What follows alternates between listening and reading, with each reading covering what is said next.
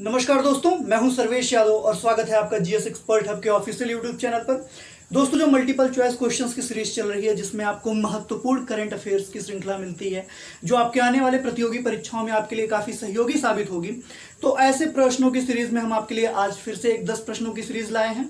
ध्यान से इन प्रश्नों को देखिएगा, पढ़िएगा और नोट करिएगा। कॉपी पेन साथ में लेके बैठिएगा ताकि आप कोई भी पॉइंट मिस ना कर सकें। तो आइए बढ़ते हैं अपने पहले प्रश्न की तरफ। आज का पहला प्रश्न है, हाल ही में राजनाथ सिंह ने कौन से स्वदेश निर्मित विमान में उड़ान भरने वाले पहले रक्षा मंत्री बने? आप सभी जानते हैं इससे पहले किसी भी रक्षा मंत्री के द्वारा विमान में उड़ान भरने का जो काम किया गया वह पहली महिला रक्षा मंत्री के द्वारा किया गया, निर्मला सीतारमण जी के द्वारा, जिन्होंने सुखोई में अपना उड़ान भरा था। लेकिन हमारा जो प्रश्न है वो क्या पूछा है कि राजनाथ सिंह ने स्वदेश निर्मित किस विमान से उड़ान भरने वाले पहले रक्षा मंत्री बने? ऑप्शन है आपके पास जगुआर, मिराज, तेजस या राफेल। तो दोस्तों, जिस विमान से राजनाथ सिंह ने उड़ान भरी वह है तेजस, यानी कि आपका जो आंसर सही होगा वह ऑप्शन सी। एक बात और ध्यान रखिएगा कि जो तेजस विमान है यह स्वदेश निर्मित विमान है, इसे किसी देश से खरीदा नहीं गया है, इसीलिए यह आने वाले प्रतियोगी परीक्षा में अपना एक महत्वपूर्ण रोल प्ले करेगा। तो ध्यान रखिएगा कि स्वदेश निर्मित विमान है तेजस, जिसमें पहले रक्षा मंत्री बने हैं राजनाथ सिंह, जिन्होंने इस विमान में उड़ान भरी है। अगला प्रश्न है, किस राज्य सरकार ने कक्षा 3 से लेकर कक्षा 8 तक के स्कूलों में संस्कृत को अनिवार्य कर दिया है? आप सभी जानते हैं नई शिक्षा नीति लागू कर दी गई है, लाई गई है। अभी कैबिनेट मंत्रालय ने इसे मंजूरी प्रदान कर दी है। हो सकता है कि वर्ष 2021 से यह प्रभावी भी हो जाए और नई शिक्षा नीति में कई नए बदलाव भी किए गए हैं। इसी के साथ कुछ राज्य सरकारों ने अपने यहाँ की शिक्षा प्रणाली में भी बदलाव किए हैं। उसी के साथ आपसे यह प्रश्न पूछा गया है कि किस राज्य सरकार ने कक्षा 3 से लेकर कक्षा 8 तक के स्कूलों में संस्कृत को अनिवार्य कर दिया है? भारत का एक ऐसा राज्य है जिसने अपने राज्य में चलने वाले स्कूलों में कक्षा 3 से लेकर कक्षा 8 तक जो पढ़ाई जाती है बच्चों को, उसमें संस्कृत विषय को अनिवार्य कर दिया है। तो आपसे पूछा गया है कि किस राज्य सरकार ने यह महत्वपूर्ण कदम उठाया है? ऑप्शन है आपके पास पंजाब, उत्तराखंड, तेलंगाना या आंध्र प्रदेश। तो आप सभी जानते हैं कि उत्तराखंड सरकार ही हमेशा से सांस्कृतिक दृष्टिकोण से बहुत ही महत्वपूर्ण रहा है और इसीलिए उत्तराखंड सरकार ने अपने यहाँ पढ़ाए जाने वाले स्कूलों में कक्षा 3 से लेकर कक्षा 8 तक के छात्रों के लिए संस्कृत विषय अनिवार्य कर दिया है, ताकि वह अपने संस्कृति से, अपने धर्म से जुड़े रहें और लोगों पे एक अच्छा प्रभाव बना सकें। तो ध्यान रखिएगा कि किस राज्य सरकार ने कक्षा 3 से लेकर कक्षा 8 तक के स्कूलों में संस्कृत को अनिवार्य किया है? तो उत्तराखंड ने। इस बात को ध्यान रखिएगा दोस्तों, और उत्तराखंड बहुत ही महत्वपूर्ण है। अगला प्रश्न है, ई सिगरेट जिसे हाल ही में भारत सरकार ने प्रतिबंधित कर दिया के आविष्कारक थे? आपसे पूछा जा रहा है कि ई सिगरेट के जन्मदाता कौन है, जिन्होंने ई सिगरेट का निर्माण किया? आप सभी जानते हैं ई सिगरेट एक स्मोकलेस सिगरेट है जो लंग को प्रभावित करता है, जिससे लंग कैंसर की संभावना काफी हद तक बढ़ जाती है। तो भारत सरकार ने इसे प्रतिबंधित कर दिया। तो ई सिगरेट के जन्मदाता कौन है जिन्होंने इसे बनाया? आपके पास ऑप्शन है हर्बर्ट ए Gilbert, Matthew crown, Andrew Donald या मिलर के। तो दोस्तों, ई सिगरेट के निर्माता हैं कौन? हर्बर्ट ए गिलबर्ट। नाम नोट करिएगा, ई सिगरेट के जन्मदाता या आविष्कारक कौन है? हर्बर्ट ए गिलबर्ट महोदय। अगला प्रश्न है, भारतीय वायुसेना का अध्यक्ष नियुक्त किया गया। अभी हाल ही में जो पुराने वायुसेना के अध्यक्ष थे उनका कार्यकाल बढ़ाया गया है, दोबारा उन्हें चुना गया है। तो आपसे यही पूछा गया है कि जो नए भारतीय वायुसेना अध्यक्ष हैं वह कौन है जिसे नियुक्त किया गया है?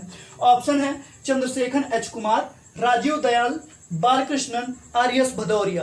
तो आप सभी जानते हैं पुराने जो वायुसेना अध्यक्ष थे वह भी कौन थे? आर.एस. भदौरिया साहब थे, यानी राकेश सिंह भदौरिया। और वर्तमान समय में भी आर.एस. भदौरिया ही वायुसेना के अध्यक्ष चुने गए हैं।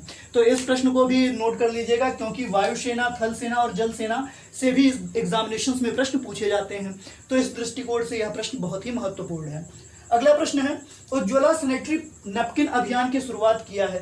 अभी हाल ही में भारत के एक राज्य ने उज्ज्वला सैनिटरी नैपकिन अभियान का प्रारंभ किया है और यह काफी हद तक बहुत ही सफल अभियान रहा है। तो आपसे यही पूछा जा रहा है कि किस राज्य सरकार ने यह अभियान प्रारंभ किया? ऑप्शन है आपके पास उड़ीसा, बिहार, पंजाब या झारखंड। तो दोस्तों, उज्ज्वला सैनिटरी नैपकिन अभियान जिस राज्य के द्वारा शुरू किया गया है वह राज्य है उड़ीसा, यानी कि आपका जो आंसर है वह ऑप्शन ए सही है। इसको नोट कर लीजिए। फिर हम बढ़ते हैं अपने अगले प्रश्न की तरफ। अगला प्रश्न है, आंध्र प्रदेश उच्च न्यायालय जिसका गठन 2019 में हुआ कौन से क्रम का न्यायालय है? दोस्तों बहुत ही आसान प्रश्न है और उतना ही महत्वपूर्ण है। कैसे? क्योंकि इससे पहले जो संख्या थी वो कुछ और थी और अब कुछ और हो गई है। आंध्र प्रदेश उच्च न्यायालय के गठन के बाद संख्या परिवर्तित हुई है, इसलिए यह महत्वपूर्ण है। आपसे यही पूछा जा रहा है कि आंध्र प्रदेश उच्च न्यायालय जिसका गठन वर्ष 2019 में हुआ कौन से क्रम का न्यायालय है? 23वां, 24वां, 25वां या 26वां?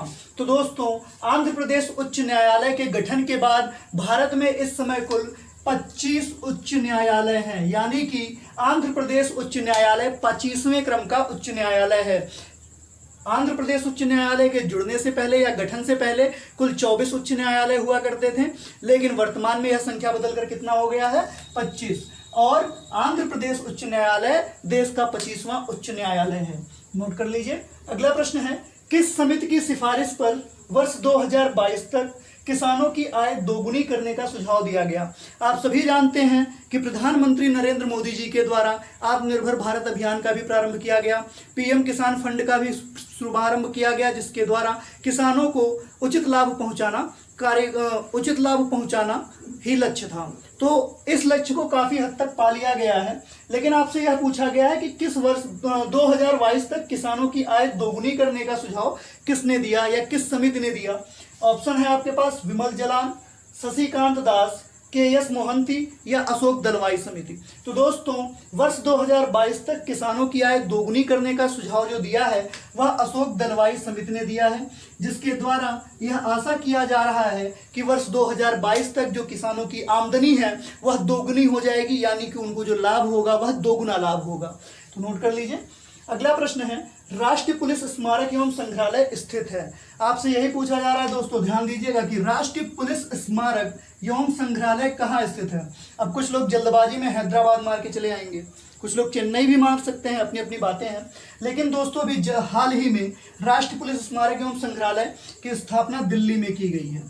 इसको नोट कर लीजिए। ऑप्शन ए सही है, दिल्ली में।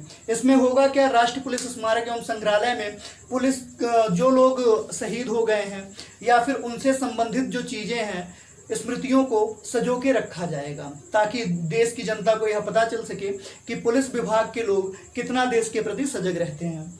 अगला प्रश्न है, अमचंग वन्य जीव अभ्यारण्य कहाँ स्थित है? बहुत ही इंपॉर्टेंट क्वेश्चन है और कई एग्जामिनेशंस में पूछा जा चुका है दोस्तों। तो बताइए अमचंग वन्य जीव अभ्यारण्य कहाँ स्थित है? ऑप्शन है आपके पास मणिपुर, असम, पश्चिम बंगाल या सिक्किम। तो दोस्तों अमचंग वन्य जीव अभ्यारण्य असम में स्थित है, यानी कि आपका जो सही आंसर होगा वह होगा ऑप्शन बी। कहाँ पे स्थित है अमचंग वन्य जीव अभ्यारण्य? असम में। अगला प्रश्न है, भारतीय संविधान का कौन सा अनुच्छेद संवैधानिक विवाद में सर्वोच्च न्यायालय का अपीलीय क्षेत्राधिकार रखता है? क्वेश्चंस को ध्यान से देखिएगा। कह रहा है कि भारतीय संविधान का कौन सा अनुच्छेद संवैधानिक विवाद में सर्वोच्च न्यायालय का अपीलीय क्षेत्राधिकार रखता है? किस केस में? संवैधानिक विवाद के केस में। कौन सा क्षेत्राधिकार? अपीलीय क्षेत्राधिकार। आप सभी जानते हैं सर्वोच्च न्यायालय के पास कई क्षेत्राधिकार हैं और उसमें से अपीलीय क्षेत्राधिकार बहुत ही महत्वपूर्ण है। तो आपको बताना है कि किस अनुच्छेद में इसका वर्णन किया गया है संविधान में।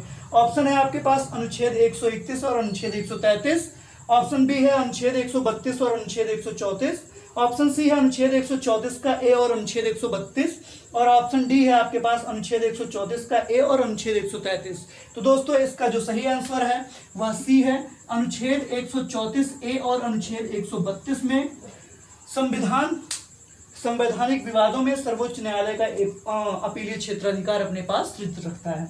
अगला प्रश्न है जो आपको बताना है और आप कमेंट बॉक्स में इसको कमेंट करके बताएंगे कि इस प्रश्न का उत्तर क्या होगा। ऑप्शन है दोस्तों, किस वर्ष प्रश्न है, किस वर्ष जापान के हिरोशिमा पर परमाणु बम गिरा? ध्यान दीजिएगा, जापान के दो क्षेत्रों पे बम गिरा था, हिरोशिमा और नागासाकी। पर आपसे पूछा क्या गया है कि किस वर्ष जापान के हिरोशिमा पर परमाणु बम गिरा? ऑप्शन है 1942, 1944, 1945 या 1946। याद रखिएगा दोस्तों, हिरोशिमा पर लिटिल बॉय बम गिराया गया था और नागासाकी पर फैटमैन नाम का परमाणु बम गिराया गया था। अगर हम लिटिल बॉय की बात करें तो वह यूरेनियम पद्धति पर आधारित था, और यदि हम नागासाकी पे गिरे हुए फैटमैन परमाणु बम की बात करें तो वह प्लूटोनियम पद्धति पर आधारित था। तो इन बातों को याद रखिएगा और आंसर सोच समझ के दीजिएगा कि किस वर्ष जापान के हिरोशिमा पर परमाणु बम गिरा। तो यह हो गया पूरा डिस्क्रिप्शन आज के सीरीज का। दोस्तों वीडियो अच्छी लगी हो तो लाइक करिए, शेयर करिए और अधिक से अधिक लोगों को हमारे साथ जोड़ने का प्रयास करिए। बहुत बहुत धन्यवाद।